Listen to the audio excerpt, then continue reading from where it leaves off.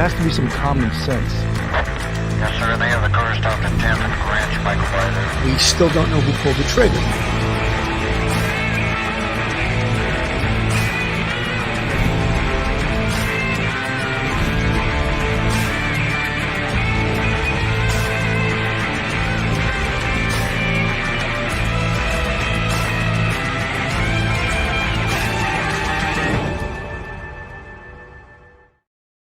Hello, everyone, and welcome to Police Off the Cuff, Real Crime Stories. I'm your host, retired NYPD Sergeant Bill Cannon, a 27-year veteran of the NYPD. Tonight, we're going to cover a case that's a little unusual for us to cover, and it's the Jeffrey Epstein, Ghislaine Maxwell. Even though that case has been so many different turns and twists, and of course, in 2019, Jeffrey Epstein allegedly committed suicide at the Metropolitan Correctional Facility. There are many in this world, many people all around that believe that that was not a suicide. And there was so many things wrong, both with corrections, who were supposed to be watching him and checking on him every 20 minutes, to the investigation, which seemed to be quite sloppy, quite skewed, and this seemed like this went up right up to the then Attorney General William Barr. And the reason I think that we as citizens, we as content creators, we as former police officers, investigators, the reason we see this as so just not believable is because there are so many people, very, very powerful people, who had something to gain by Jeffrey Epstein not surviving to make it to a trial. And many people, of course, had been to what was called Epstein Island, where a lot of acts of sexual activity between underage girls and men who were brought to that island, very powerful men. And of course, in all these pictures that I've been showing you is Ghislaine Maxwell, who went on trial in the last couple of years and was sentenced to 20 years in prison for her role in that. And she was, in essence, almost like a madam who brought these young girls to Jeffrey Epstein, I guess, to the promise to these young girls to find fame and fortune and everything else. And they found none of that. However, they did find they were abused. And this case, of course, look at that. Elon Musk. I'm not saying he went to Epstein Island, but he was running in the same circles of many of these people. Now, one of the reasons we're doing this show today is because the Palm Beach Post has sued to have the grand jury minutes from the 2006 case in which Jeffrey Epstein was found guilty of having sex with an underage girl. And apparently, as a penalty, he received, in essence, what was considered to be a slap on the wrist. But as we all know from listening and covering all these cases, grand jury minutes are secret unless someone like a newspaper or broadcasting network sues to get them released way after the fact. This grand jury convened in 2006. So with me tonight to talk about this is attorney, actress, mother of five, and a frequent co-host of the show. Welcome, Melanie Little. How you doing, Melanie? I'm doing great. How is everybody tonight? I think they're shout good. out to Carol Grayston, who is in Scotland, and it's 2 a.m. there, and she saw that we were coming on, and she decided to stay awake for us. So thank you, Carol. Thank you, everyone who is tuning in where it's not 2 a.m., but that is really a special dedication right there.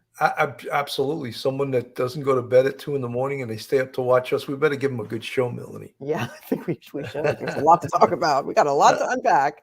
I think that they love the shirts you wear. So thank you. You're like the Vanna White of the Police Off the Cuff show. Thank you. I try not to repeat, so we'll see what happens.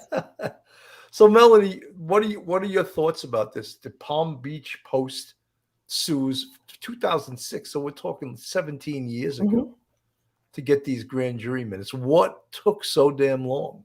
Well, he died, and their argument is that we need to go back to 2006 and we need to understand why a grand jury indictment only resulted in him pleading guilty to one count of state solicitation of prostitution, when the Palm Beach County Police had at least 13 reports of young women who were sexually abused by him.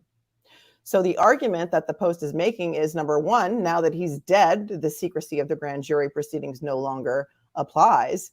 And number two, we need to go back there and do a deep dive to see if the proceedings were sabotaged by the prosecution.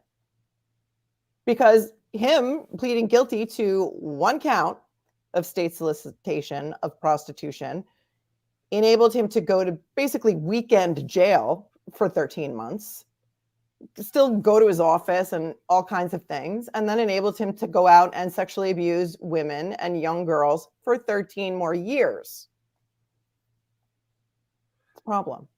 Pretty horrific. I want to get to the bottom of it. Yeah. And I can't help but see, and of what we've seen in the last few years of the corruption in law enforcement, the FBI, the CIA, being in bed, being used as a weapon of the government. And I can't help but think that if very, very powerful people, and it seems that that's the case, were implicated, that they were able to use their power and their influence to keep this quiet. Let me play a little of this from Law and Crime. About what happened, what Epstein did, and who Epstein set them up with. Grand jury testimony from convicted sex offender Jeffrey Epstein's Florida case could soon become public. What could it possibly reveal?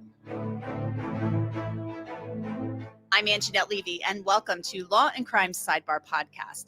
There are still so many questions about convicted sex offender Jeffrey Epstein and his ties to the rich and famous, and his ties to sex trafficking around the world.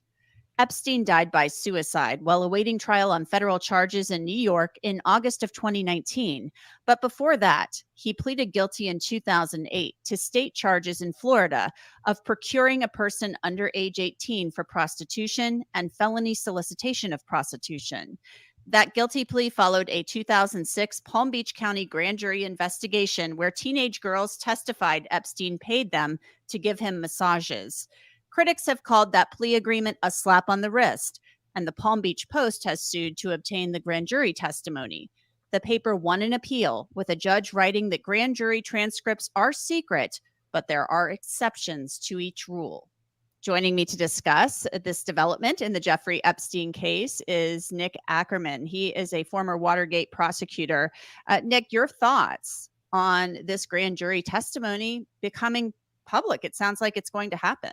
Well, this could be a total bombshell because people testified in that grand jury. Melanie, where have we heard that before? This could be a bombshell, and it turns out to be a dud, right? But let's hear what I think he might be right about the bombshell here, though. Oh, let's hope. Let's see. A lot of different women about what happened, what Epstein did, and who Epstein set them up with. And there are a lot of famous people whose names may come out in the course of this thing.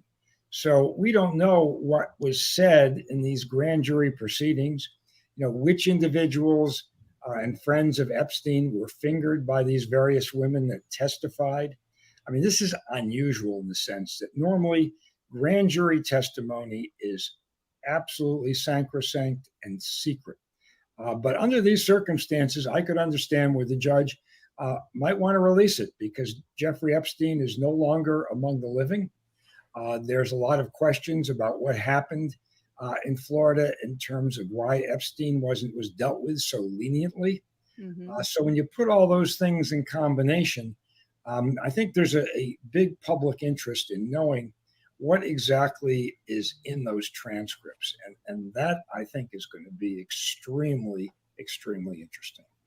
I think it'll be really interesting, too. And, just the fact that the Palm Beach Post went to court, sued over this. They lost their first fight. They won on appeal. The judge basically said in the decision, yes, grand jury testimony is secret, but there are exceptions to rules. So could we see more of this possibly in other cases in the future? Well, I wouldn't necessarily extrapolate this to other cases, but certainly this is an unusual case. And I could see where a state court judge would order that. Now, don't forget, there still could be an appeal. This could go to the Florida Supreme Court before we're finished. So it may not be over until it's over. So we'll just have to see where this goes next. Nick Ackerman, thank you so much as always. So, Melanie, why do a lot of people have something to worry about with these grand jury minutes from 2006 becoming public? Are people running for cover? Are people using their influence to make sure it doesn't go public? That could have been what happened to begin with, right? And that's what we want to find out. I mean, you know, understand that the grand jury indictment led to a plea bargain, not a trial. Had there been a trial, all of this stuff would have become public anyway. The clerk of Palm Beach County Court has come out publicly on his website and said that he also thinks that the grand jury minutes should be released, and he's just waiting for a court order to release it. So we've heard a lot of chatter about a lot of different black books and about who potential associates of Jeffrey Epstein may have been. And there's a lot of very prominent people, it is speculated, that are trying to keep this quiet. And, you know, I prefer to say that he died in jail because, you know, I don't think that he committed suicide. That's just my own personal opinion. Nothing to back that up except. We spoke about off camera before about Jeffrey Epstein's cellmate happened to be this guy named Nicholas Tartaglione, who was at one time was a Pleasantville, New York police officer. And can only refer to him as sort of a rogue cop. He was a huge bodybuilder, probably roided. I know he sold roids, and he lost his job, or somehow I believe he wound up getting a disability pension at some point. But he was awaiting trial for a quadruple murder involving a $200,000 drug deal where he got ripped. The guy who he entrusted with his $200,000 fled with the money. And he invited that guy to a meeting, and the guy brought 3 other people, supposedly had nothing to do with the drug deal. And Tartaglione killed all 4 of them. Then he was just convicted in April. Yes, and he got life in prison. Yeah. So it's alleged he was Jeffrey Epstein's cellmate, and it was alleged that he tried to save his life. Yes, and now he's going back to his police officer role. Right. It was alleged that because there was a suicide attempt before the completed suicide attempt. There had been a suicide attempt about 2 weeks before, and allegedly this Tartaglione was his cellmate and saved him from the hanging, rescued him from the suicide attempt. Subsequent to that, he was taken off suicide watch for some unknown reason, and then winds up dead on August 10th of 2019. During which none of the cameras worked. Everybody fell asleep. Nobody was watching him, et cetera, et cetera. Right. A comedy of errors that you can't even believe the comedy, because so many errors that it was just ridiculous. But perhaps, and to play devil's advocate, could Tartaglione have been offered life in prison instead of the death penalty for the quadruple murder for doing something nefarious? Is that a possibility? I don't know. Nothing about that. Anything's possible, Bill. Anything is possible. But I wouldn't, you know, I'm not going to take that bait. No. I mean, I'm not. Look, you're right. Anything is possible. But again, the same players are investigating these things that are involved. Sure. The FBI and the CIA, I believe it was the CIA, he was friends with Epstein, the head of the CIA. Sure. And they had. Go ahead. The fox guarding the hen house, you know, and we saw this in the Catholic Church cases. You know, we had priests who were guarding the pedophile priests, who were also lawyers, who would convince the parents not to go to the police. You know, the fox guarding the hen house. Happens all the time. We see this in a lot of sexual abuse cases. Weinstein is another one. Guy was protected by pretty much everybody, knew what was happening with him. You know what was Not amazing to uncommon. me? The head of, I believe the commanding officer of Manhattan Special Victims, when they were going after Weinstein, he actually threatened the police, saying, "I'm so powerful, you're finished." Mhm. And they were like, "Yeah, okay, you're getting locked up." But he actually believed that he had the power, that he threatened the police. He threatened them, What the, you know, don't they with all his though? political power. Oh, you're done. You're going to be walking a footpost in Staten Island tomorrow on Victory Boulevard. You know, it's like, this is what power, what's that, the old expression, absolute power corrupts absolutely. And Oh, was the yeah. case, and it's probably the case here with Epstein, but certainly the case with Harvey Weinstein. Absolutely. Let me play a little bit of this here. And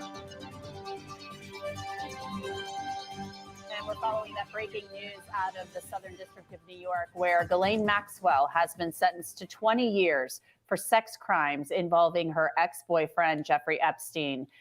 Ghislaine Maxwell was convicted of procuring women and young girls, young women, for Jeffrey Epstein so he could sexually abuse them. There's no other way to put it. And Michael Bryant of the Law and Crime Network was actually down there at the federal courthouse for this sentencing. So Michael, tell us what was going on. What did it seem like? What did the mood seem like when Ghislaine Maxwell received that 20-year sentence from Judge Nathan? Yeah, it was, as these things go, and there's a lot of buildup. It was Right. 2.5 hours from the time the hearing began.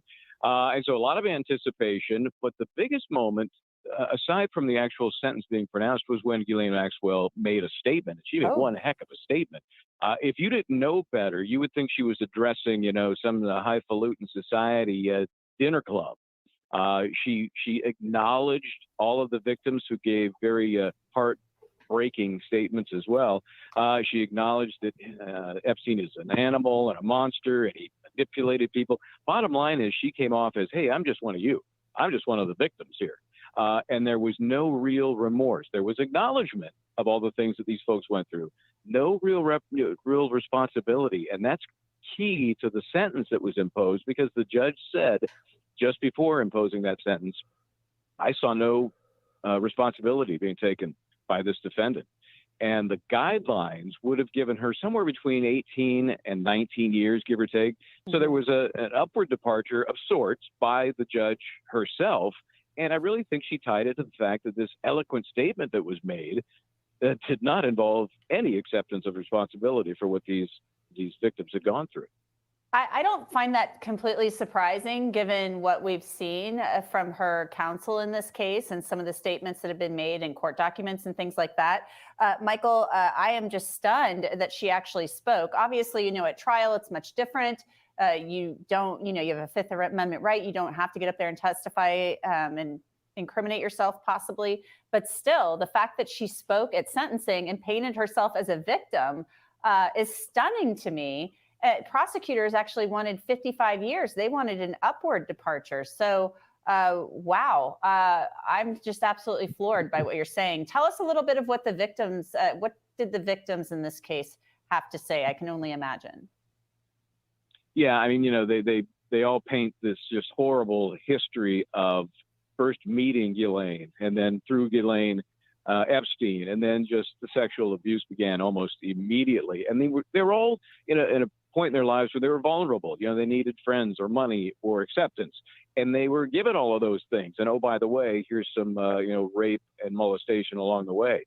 Sarah Ransom gave a tremendous a speech, as it were. There were two survivors that spoke that were not technically part of the trial, because they were of age at the time these crimes against them took place, but the court allowed them to speak. Sarah Ransom was one. She's from England, had just a very heartfelt message to give. A little more spitfire came from Elizabeth Stein, who has been suffering in silence till the day the verdict came down. She came to this courthouse from Philadelphia almost every day during the trial, sat in silence in the back of the courtroom, not telling anybody about any of her life experiences. And then when the verdict came out, she came out and we're going to have a great opportunity to chat with her and share that with our Law and Crime audience a little bit later. So they both shared one core message, which was, you beat us down, you broke us, but we're still here, and we're coming back strong, and you can't take that away from us. You know, Melanie, it's like Ghislaine Maxwell was sort of like his little madam that brought him his victims, delivered them to him. And, you know, the crocodile tears that she gave, you know, during her sentencing. And again, I think it was Milwaukee Civilian wrote, what kind of, and I'll see if I could pull up his exact words, but what kind of sort of, Okie dokie 7. Curious what mitigating factors brought her sentence down to 20 from a possible 55. Did she provide the books? Great question. What do you think, Melanie? We don't know. She's been in jail for a long time, and not one name has been released from those books. And there's a lot of chatter about those black books and where they are. And there was another one that was found in Vermont somewhere that some woman had found in the 90s on a sidewalk. I mean, there is so much. I feel like if she did release the book, maybe we'd know about it by now. I thought they said it was only a possible of 18 or 19 years, and they gave her more. They gave her 20. So I don't know where the 55 years was coming from. Did they say 55 years on that, Bill? Yes. Yeah. Oh. Well, you know, they always give the highest, the worst possible scenario. Yeah, listen, somebody had to go down for this, and he was dead, and she had to go down. I mean, that's just what, you know, that's the way the jury saw it. And, you know, whether or not she considers herself to be a victim, whether or not she really was a victim, we'll never really know. I do feel that, you know, guys like him leave a lot of victims in their wake. And that, you know, it's like these cult leaders who get these women and other people to do whatever they want with their charisma, like Manson, like, you know, a lot of these people. And are they victims in a way too? Sometimes they are. I'm not saying that she is, but I'm not surprised that she spoke about her sentencing. But Melanie, I would have expected that she would have cut herself a deal if there was a deal to be cut. And she had all these black books of all these names of these prominent people. The time to cut the deal was before the trial started. Sure, but maybe they didn't give her the deal that she wanted. Maybe she wanted no jail time, and they said absolutely not. Yeah, well, that was definitely not going to happen. Right. You know, we're just sort of painting the background for you folks. We know in a lot of ways this is old news, but the new news is that the 2006 grand jury minutes may very possibly be released soon. And who is that going to hurt? Who is going to be implicated in that? We just recently heard that Jeffrey Epstein, I don't want to say blackmailed, but potentially was blackmailing Bill Gates about a relationship that he knew Bill Gates was having while he was married. And I mean, that seems like a strange thing for someone who's a pedophile and who's providing sexual services for all these powerful people. It sounds like a strange thing that he would try to blackmail or use something against one of these people. You would think there was some kind of unwritten confidentiality rules in that business too. Well, you think, you know, I mean, listen, when you ain't got nothing, you got nothing to lose, right? The guy's going down. He's got the names. He's got the receipts. You know, I don't think he was any sort of financial wizard. I can't imagine that Bill Gates or anybody else was going to him for financial advice. You know, the story that's being spun is that he was saving, you know, very wealthy people billions of dollars in income tax. And that's why they would seek out his advice. And that's why he had all of this money and he had this island. And by the way, somebody bought Pedophile Island for $60 million, a billionaire, just a couple of days ago, as reported in the Post. And he plans to build a resort on Pedophile Island that will be open to the public, I think, starting in 2025. With who wants to go to that resort on Pedophile Island? Anybody? Anybody want to go there? Can you imagine the bad energy that's going to be seeping up from Pedophile Island to this luxury resort? It sounds like maybe the next season of White Lotus. What do you think? Well, someone bought it, so they must think that they can make a business out of it. You know? Crazy. Let me play a little bit of this here. The attorney for his cellmate requested video from outside the cell to prove that his client saved Epstein's life. Last month, Metropolitan Correctional Center officials said they couldn't find it. A day later, they announced they did have it. But now, federal prosecutors say the video no longer exists and that MCC, quote, inadvertently preserved video from the wrong tier. I spoke with the cellmate's attorney. There's so much incompetence in this that it's just almost too hard to believe that all of this incompetence piled up on top of each other is part of this case. Sure. But then you also hear, and again, we've heard so many bad things recently in regards to the FBI and the politicization of everything they do, that all of this stuff is believable now. It's not like, oh, the FBI and the CIA are involved, Yeah. two Keystone cops. And I hate to say that, everyone thinks of, well, I don't, but many people think that the FBI is the premier law enforcement agency in the world. And I think the more we learn about them, we realize that that's not true. But when we see some of the things that they've been involved in, we question, like, is this a third world country that is using like the Gestapo or the KGB to go after political enemies? So if they can do that, what was their involvement in this case? Like the perfect storm of, oops, where's Jeffrey? Gone. Nobody knows anything. Nobody knows nothing about nothing. I mean, there's questions about him having ties to the current CIA chief as well. William Burns is another big player in this, allegedly. A lot of powerful people may have a lot to lose. Maybe. Absolutely. From New York. The various and inconsistent accounts of what happened to the video are deeply troubling. We are going to request that the court conduct a hearing with live testimony to determine exactly what took place. Now, this is, as we previously stated, this is Nicholas Tartaglione's attorney. Nicholas Tartaglione being the former police officer from Pleasantville, New York, who was also a steroid monster, a huge bodybuilder who committed a quadruple murder in a drug deal.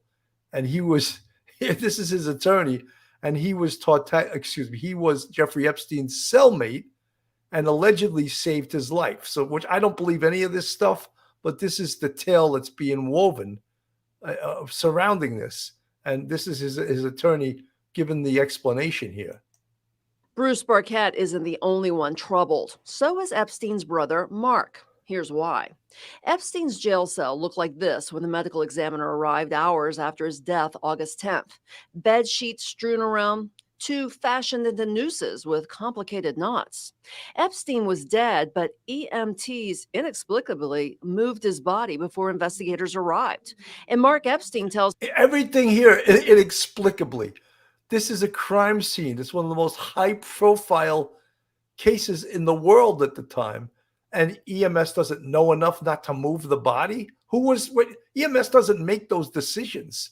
The decision is made by the investigators, the ranking investigators on the scene. So to put this on EMS like they made a decision to move no, they did. It's not their call unless they could say he's alive and would take it to the hospital to keep him alive. But if they pronounce him dead, you leave him right there. You don't take him from the scene. Don't touch anything. Why were there so many sheets all over the place? The guy was on suicide watch 2 weeks before. Why? There's like 12 or 15 sheets around him on the floor. Nothing in this case makes any sense whatsoever. No. Tells me what he sees in these photos doesn't add up to suicide by hanging, saying, quote, all we know is the guard said he cut him down when he found him. If you look at the noose, the long end of the noose has a hemmed edge and it wasn't cut. No creases. Mark Epstein says this noose doesn't show any cut marks, so how could it have been part of a bed sheet Epstein used to hang himself? There is a piece of orange bed sheet looped through a hole on the bottom bunk, not tied on, not able to hold Epstein's weight, according to his brother. Mark says his brother was upbeat before his death because he was about to have a bond hearing, telling me, quote, at first I thought, okay, maybe he didn't want to go through this. He decided to take himself out. He was facing life in jail. But then I started seeing and learning what was going on. No, nobody thought he was going to kill himself. Jeffrey wasn't a wimp. I knew him better than anybody. We were brothers. What about the fact that Epstein changed his will 2 days before he died? Some say that indicates he was planning his suicide. But Mark Epstein tells me Jeffrey changed his will frequently, and he knows there was one particular reason he changed it this time, and that it had nothing to do with this criminal case. So pretty amazing, pretty sloppy work by everyone involved here. Who was running this investigation? Was this a federal case? Was the FBI the ones? I'm pretty sure that the NYPD in correctional facilities, they're not the main investigators. I think corrections has an investigative body within corrections. But because this was such a high profile case, the potential that, the FBI could have been involved in this investigation is very, very high, in my opinion. Yeah, or it was made to look like a lot of mistakes were made. Well, Take your pick. Melanie, you looked at the all those sheets on the cell floor, and yeah, I think that doesn't look really too good. That what was, if he was suicidal? Why did his cell look like it was a sheet factory? Yeah, it was pretty crazy. yeah. And again, where do you begin the investigation with this case? And then, EMS taking him out of there when he was pronounced DOA on the scene. What the hell are you doing, EMS? Yeah, anybody who's watched any TV shows about law enforcement and crime and prison and jail and prisoners ever would know exactly. Don't do exactly everything that they say that they did. Exactly. Right? I mean, you don't have to be a 30-year veteran of the police department to even know that. Even I know that. You don't touch the crime scene. You don't touch the body. You don't cut it down. You don't, trample all over everything. You just leave it. You don't erase video. None of it makes sense. But we all know that. Yeah, you would think that's a given. You don't erase the video that was used to. Right. How about you don't fall asleep when you're supposed to go check on this guy every 30 minutes? And there's two guards and they both say they fell asleep. And then the cameras weren't working. It's like the perfect storm of events. You get the highest profile prisoner probably in the Metropolitan Correctional Facility in years, and two correction officers fall asleep when they're supposed to be watching him and checking on him every 20 minutes. And if he had the goods and the receipts and the black book and all of this other stuff, he had a lot of bargaining chips. Would he have committed suicide if he thought like he's, like all these other guys that we see that think they're so egotistical and so narcissistic that they just think they can get out of everything because they've always gotten out of everything, like Murdoch, like all these guys, like he probably thought that too. Why would he off himself? It doesn't really make sense. Absolutely. Folks, this is Police Off the Cuff, Real Crime Stories. If you like real crime stories from a police perspective, then you're in the right place. And if you're not subscribed to us, go on our YouTube, hit that subscribe button, give us a thumbs up, and ring that bell. Make lots of comments. We love to read your comments. And if you want to support us financially, we have a Patreon with 3 different levels. And we also have a YouTube channel memberships with 5 different levels. And you see the folks in the green font. They're part of our YouTube channel membership family, our friends, our subs, our supporters, and we appreciate them greatly. So, I think that one of the reasons, Melanie, I wanted to cover this tonight, of course, and the big thing is this this grand jury minutes being potentially released, and because we're seeing so much of privilege affecting investigations. I mean, we see, even you watch the hearings, and I don't want to get political one side or the other, but you see actually investigative organizations within our government refusing to comply with subpoenas. It's like, I'm like amazed that they get away with that. Like a congressional subpoena, and they refuse to, or they take 6 months or a year, and their excuse is, oh, it's investigatively sensitive, or that's not the language they use, but it's incredible to me. So we look at an investigation like this, where the richest and most powerful people in the world are involved, and you can understand that they're not doing the right thing. Tom Cusinelli in the chat says, Fugazi stuff. I couldn't have said it any better myself. Yeah, Fugazi. It's not being done right. There's nothing about that case or this case that's being done right. And is it accidental, or is it accidentally on purpose that the names of these very powerful people are not being released? And, that's the question. And it doesn't matter what side of the political aisle you're on, because both sides of the political aisle were on that plane. They were on that Lolita Express. They both sides were involved with him. So we don't even have to play politics on this one, right? Absolutely not. And then you talk about Prince Andrew. I don't think he Oh, even wants to step foot in this country. I think the he's black afraid sheep. someone's going to slap some handcuffs on him if he The steps black foot in the sheep. United States, right? Yeah, and here's the other thing too, like Ghislaine Maxwell, right? They find her hiding out in New Hampshire, right? In a villa. She puts tinfoil on her cell phone because she somehow thinks that they're not going to be able to track her. Why was she still in the country? Why didn't she just leave the country? I couldn't understand that for the life of me. Why she was hiding out in New Hampshire. I think she was a citizen of the UK or France. She had dual citizenship. Why was she still here if she knew they were coming for her? That didn't make any sense to me either. No, absolutely not. Schmitty, thank you for the $5 super sticker. We never suspected he would kill himself. He wasn't a wimp. What? I grow tired of contradictory statements. Oh, Wait, did we say he wasn't?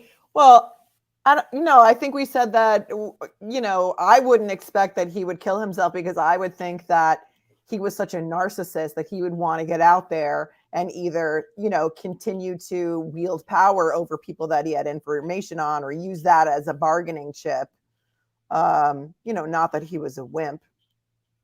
No, Did you say he Melanie, was a wimp? that was the quote from his brother.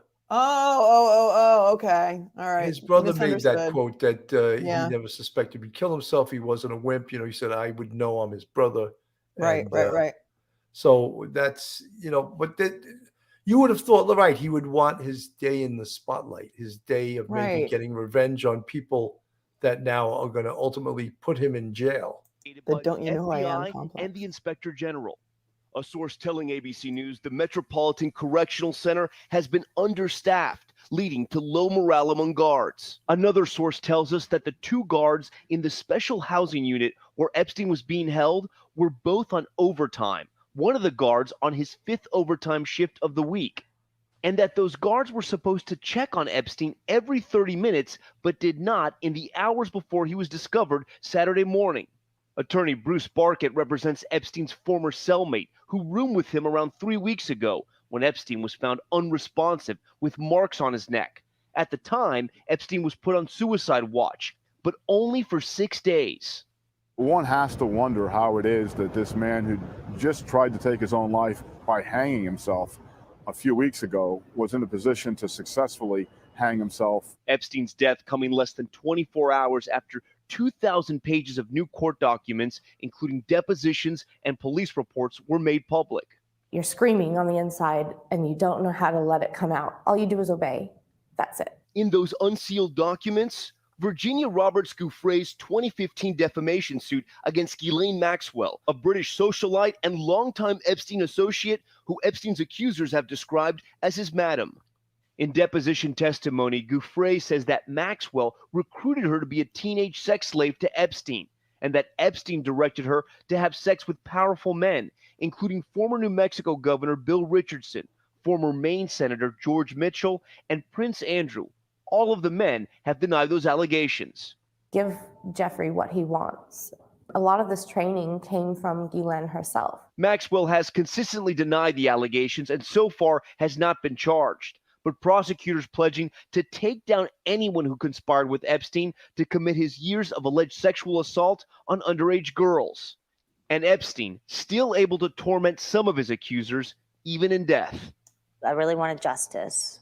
I really wanted him to take up for what he did and to be put in jail or prison and have to sit there and think about what it is he exactly did to so many people.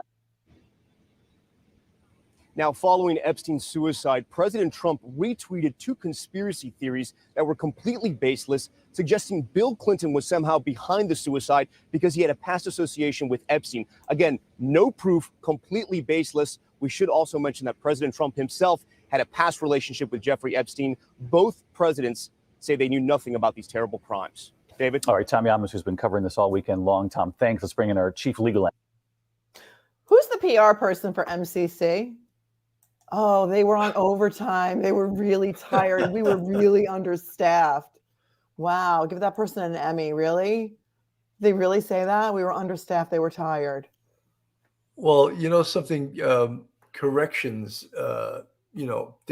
they have a deputy commissioner of public information or public information person, and they're really not good at that. They're not good at look, if you know anything about correctional officers too, and they're actually absolutely telling the truth, they don't get to go home lots of times. If That's there's no one to cover their shift, they are ordered to stay there and they can't go home. So it's not unforeseeable that they could be working multiple shifts in a row. I don't know what their working rules are, how many shifts they can work without going home to sleep. But it's not unusual. But in a high profile case like this, you would think that they would have supplied enough people uh, so that this didn't happen and that he should have been on suicide watch. and it should have been better staffed, right? Yeah. Let's Well, start you could there. Look, say, the corrections officer is a really, really hard job, and I give those guys and gals a ton of credit. That is a really, really hard job, and I don't think they are paid anywhere near enough. And they're right; the prisons are not staffed properly. But to come out and say that as some sort of an excuse for why the guy is dead just doesn't. The optics are bad. no, and I don't think that corrections really, they have the same, what are you going to do to me? That's basically, I already work in corrections. What are you going to do to me? You're going to fire me? You're going to take a few days. If you take 2 weeks from me, I'll just go sick for 2 months, and to get the time back. So there's not, when you got nothing, you got nothing to nothing to lose, as they lose. say, so Bob Dylan. yeah. It's so So funny. I used that quote yesterday, in fact. well, one of the things also when you see some of these women in these pictures, over 100 women in regards to this case have already been paid money out in the civil suit. Now, Yeah. are there more people and more plaintiffs that are expecting to get paid? And is that why this again? There's Prince Andrew, and that was Miss Jeffrey, I think her name was, when she Right. was much younger, and so all of these, you could see these young girls that Ghislaine Maxwell, I guess, again was providing for Jeffrey Epstein, and just to build this whole background because of the grand jury minutes coming out. What is the exposure for all of these rich and powerful people? What is their exposure? What do they fear? How are they going to run interference for themselves? That's a good question. How are they going to avoid criminal prosecution? I think that's what would be the biggest worry, right? With regard to the civil cases, the victims, shortly after Jeffrey Epstein was died, a victims compensation fund was started for his victims very shortly after he died. They took $121 million from his estate. His estate at the time of his death was well over $600 million. And they hired a guy named Ken Feinberg to oversee the distribution of the settlement funds. There were over 136 victims that were compensated by that fund. Many of the victims had said that they do not think that that was enough percentage of his estate to go towards the funds. But you remember that Ken Feinberg also distributed the 9/11 Victims Compensation Fund, the Boston Marathon Victims Compensation Fund. This is what he does. So those victims have all been paid. I don't know that there's anybody else that's going to come out of the woodwork. Some of them who declined to go through the fund may have started their own individual lawsuits that could still be pending. But as far as those victims go, they have been paid. But still, the grand jury minutes from 2006, when this really wasn't known and the players involved wasn't known, it could be extremely problematic for a lot of these rich and powerful people if they're named, and again, if they're named in connection with some of the previous plaintiffs or people that Right. haven't perhaps been. They could bring a whole new round of civil suits, and not to the estate of Jeffrey Epstein, but to the individuals whose names are released in these grand jury minutes. 100%. Absolutely. Not to mention any, potential people in the system. who may be involved and prosecuted criminally. That's a possibility as well. No, absolutely. And it seems For like covering it up, for fraud, for not prosecuting it to the fullest extent as you're sworn to do when you're a prosecutor. There's conflicting reports. There are reports that say that a couple of girls testified at the grand jury, and then there's a report that says there was only one, and that the one who did testify was actually shown photos of her social media by the prosecutor showing her doing things like underage drinking and other things that would not look, shaming the victim shaming in the grand jury, which didn't even include the defense. It was just the prosecution. There are theories that the prosecution saw these 13 girl victims as prostitutes, and that's why he didn't bring them in. Some of these girls were as young as 14 years old. Wow. I would think that if you're a rich and powerful person, I don't even think you would want to be on a plane with an individual that his name is, even if someone's name is associated with the word pedophile, that's a very powerful word. And you don't want to be associated with that person whose that word is associated with their name. Well, after the 2008 indictment, which led to his 13-month weekend jail stint, he had to register as a sex offender. He was registered as a sex offender. That's why we now see this parallel civil case the victims brought against JP Morgan Chase, and the U.S. Virgin Islands has brought against JP Morgan Chase for essentially enabling him to sex traffic more girls because they knew or should have known that he was a sex offender going back to 2006. This case is now proceeding. Jamie Dimon was deposed the other day for 9 hours. One of the most influential financial people of our time, who's now the CEO of JP Morgan Chase. They've subpoenaed Elon Musk and all kinds of other really influential people to testify in that case. So there could be more stuff coming out from that case. I just these days, in what I've seen in some of these even congressional hearings, I've lost all my faith in the power of subpoena. When you just see organizations within our government just snubbing their nose at subpoena and they don't comply. If there's no teeth in the law, then who's going to comply with the law? Yeah, that's a good question. If government agencies don't have to comply with subpoenas, then who does? The fact that you can get a guy like Jamie Dimon to sit down, a private individual, for 9 hours and give testimony in a conference room somewhere is crazy. And the government doesn't have to comply with subpoenas. I don't know. I think they're the basis of the system. But, don't ask me. I just went to law school. What do I know?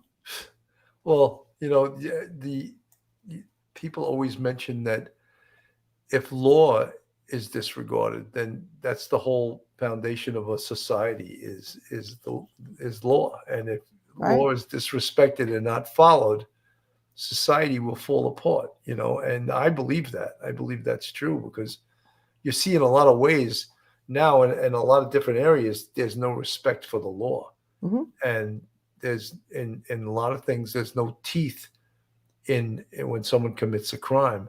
If there's no punishment, that's basically laughing in the face of the law, because people are interpreting the law for their own political purposes. And clearly, like in New York State, the criminal procedure law, and as you know, Melanie, you're an attorney, it defines what you're supposed to get for certain crimes, what amount of incarceration or penalties or fines. It's defined in the criminal procedure law.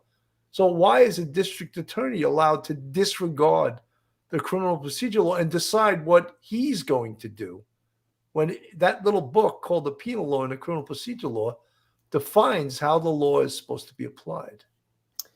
This is a topic for a whole other show, and we could do hours on this, and we could get all your buddies to come in from New York City and talk about how New York City was all cleaned up and how Times Square was a safe place to be. And now I don't want to go. I was in the city last night and it's not like it used to be. And anybody who lives in New York City or has to go to New York City or rides the subway knows it. And you see it every day.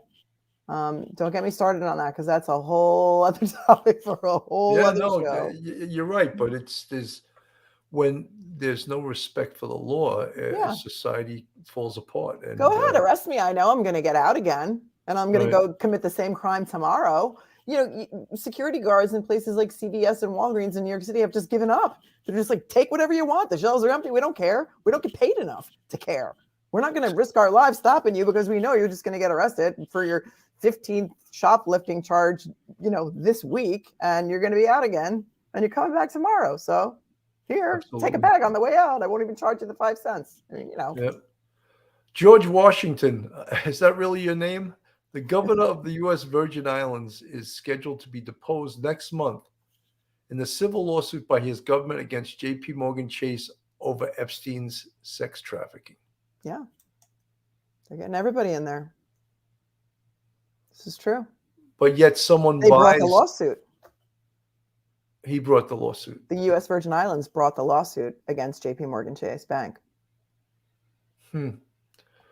All these major companies, these major banks, they're also barking up the wrong tree in a lot of ways, you know, in what they get involved in politically.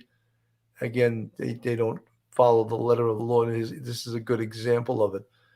You know, this case, Jeffrey Epstein, Harvey Weinstein, it's really a case of the rich and powerful going off the rails and doing whatever they want to do because they know that with their power, their money, their influence, they're going to get away with it. And, you know, to draw a parallel to Harvey Weinstein, for years, everyone knew he was a pervert. Everyone knew what he was doing.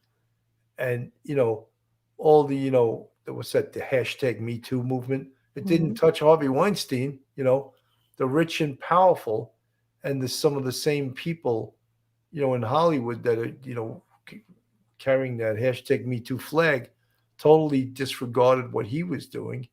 And I would imagine in this case of Jeffrey Epstein, a lot of people turned a blind eye to this because of power and wealth and the people that were involved in it. I would have to agree with you. Yeah. I mean, Harvey Weinstein was the best kept secret in Hollywood. Nobody wanted to cross him because nobody wanted to be blacklisted in Hollywood. He pretty much ran the place. You know, it was a small pond, really. However, Melanie, it wasn't a secret. Everyone knew it. They were just afraid. It was the loudest secret in the room. Yeah. It was the elephant in the room, and he literally was an elephant, you know. But let me just play a little bit more of this. But what do you make of what could happen now for somebody in the jail or administrators inside the jail? Well, heads are going to roll in one way or another. The question is just going to be, is it going to be administrative? Is it going to be people getting fired? Or are there going to be charges? And for there to be criminal charges, you're going to need intentional acts, not just negligence, not just they should have done something more, but it's going to have to have been literally a bribe or a payoff or someone instructing someone to do something else. So something intentional for there to be criminal charges. But, you know, people really scratching their heads this weekend when they heard this headline, because this is a guy who tried to kill himself a couple of weeks ago. He's supposed to be on suicide watch. So how does this happen? In a place where it should never happen, right? I mean, that's the point. It should never happen in this particular jail. So there are going to be questions. The problem is there is no evidence at this point to support any of the theories about some very well-connected person ordering Epstein to be killed. And so, you know, that puts you back to the more likely scenarios, which is some combination of, you know, negligence with good luck on the part of Epstein. Now, is it possible that he engaged in some activity? Did he pay someone off? We'll see. There's, again, nothing to indicate that happened. But if it wasn't just negligence, unfortunately, for a lot of people who want answers, that may be the next most likely answer. In the meantime, everyone's got a theory on what really happened. Yeah. What about the prosecution? They say the prosecution continues. Prosecutors will move forward on this. And his associates, who Tom reported on there, they shouldn't be breathing a sigh of relief yet. No, absolutely not. I mean, the Southern District of New York has made it clear they're continuing to investigate a conspiracy. Number two, there were employees mentioned in the Epstein indictment. There were 3 employees mentioned there. They can all be investigated. Then you also have the possibility of civil lawsuits as well. So I don't think anyone's breathing a sigh of relief, in particular because people want accountability. And if Epstein's not around to get it, then someone else may have to find somebody else. All right, Dan Abrams, great to have you. You know, it just somehow makes me laugh because this was, you know, there's going to be accountability. I don't Right. think anyone was held accountable for that. I Well, don't even know if they ever got to the bottom of it. This went right up to the U.S. Attorney General Bill Barr at the time. He was livid. What are they going to do? we're What coming up did on they 4 do? years. 4 years. August 10th of 2019 is when this happened. So we're coming up on 4 years, and it's sort of been just swept under the carpet. There's no answers. You know, it's kind of like, we're not getting anywhere. I don't think that anyone was ever held accountable. And again, what the gist of this whole show is that hopefully with the release of these grand jury minutes from 2006, maybe we'll find out a little bit more. I don't think we're going to get to the bottom of this. I don't think we're ever going to find out what happened in the Metropolitan Correctional Facility. It's amazing you have video cameras and you can't watch or catch a person. Oh, they were broken. Yeah. You can't watch the person who's on suicide watch, and just gross negligence. And again, who to this day was ever held accountable for this? I don't think anyone was. And another example of I would think the rich and the powerful getting away with it, but also when we take a look at our law enforcement, some real holes, some real cracks in the armor of law enforcement. If you consider corrections to be part of the arm of law enforcement, they were totally negligent in this case. Yeah, and that begs the question, that's why we got to go back to 2006, because if he was more harshly prosecuted in 2006 and more thoroughly investigated in 2006, and these 13 young girls who all had the same exact story, by the way, of what happened to them, because you can see the videotape where they go through and they go through his house, and they all mention this pink and green couch, and they all mention how one girl brought him to the kitchen, and then that girl stayed there, and then the other girl was brought upstairs to do massages, and they all have the same story, and they were all there at different times, and they were all paid $200 on the way out. Why that wasn't more thoroughly investigated in 2006? Who swept that under the rug? Why was he given a little slap on the wrist, which enabled him to go around committing so many more heinous acts on hundreds of other women through 2019? Never would have happened had he been prosecuted properly in the first place. Well, right? The rich and the famous, we know the criminal justice system isn't a level playing field. The more money you have, the better attorneys, and I say attorneys, plural, you can hire. The better private investigators you can hire to create doubt on your case.